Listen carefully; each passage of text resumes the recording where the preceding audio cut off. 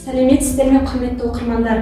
2021 жылдың 1 қыркүйек күні мемлекет басшысы Қасым-Жомарт Тоқаев халық бірлігі және жүйелі реформалар ел өркендеуінің берік негізі атты Қазақстан халқына жолдауын жариялаған болатын. Жолдаудың негізгі ережелері кітапханамыздың мәжіліс залында ұйымдастырылған президент жолдауы, айқын стратегия және нақты мақсаттар атты кітап көрмесінің материалдарынан көрініс тапты. Кітап көрмесі 4 бөлімнен тұрады.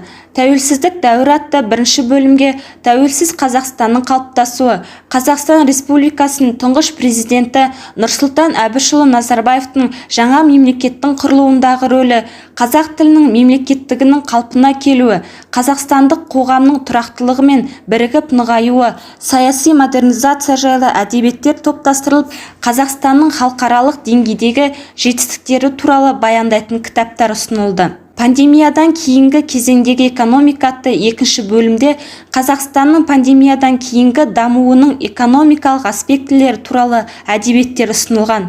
Өндірістің, аграрлық секторының, логистикалық инфрақұрылымның және тұрғын үй құрылысының дәстүрлі және инновациялық салаларын даму мәселелері кейінгі жылдардағы кітап басылымдарында көрініс тапқан.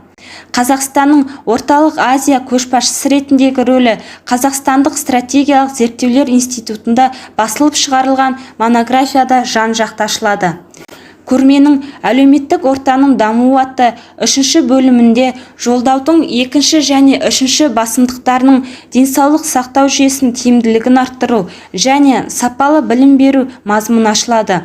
Отандық білім беру жүйесінің даму болашағы туралы, соның ішінде инклюзивтік технологиялар туралы педагог ғалымдарының зерттеулері ұсынылады.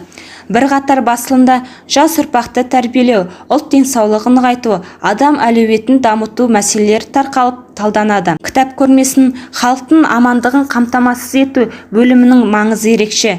Бұл бөлімнің мазмұнын адам капиталы, өмірдің сапасы, экологиялық амандық, еңбек және еңбекақы және тағы сол сияқты тақырыптарды кітаптар ашады. Оқырмандар, кітап көрмесі жыл бойы жұмыс жасайды және ондағы материалдар үнемі жаңартылып тұрады. Сіздерді жаңа жолдаумен және ондағы негізгі басымдықтардың мазмұнын ашатын өзекті әдебиеттермен танысуға шақырамыз.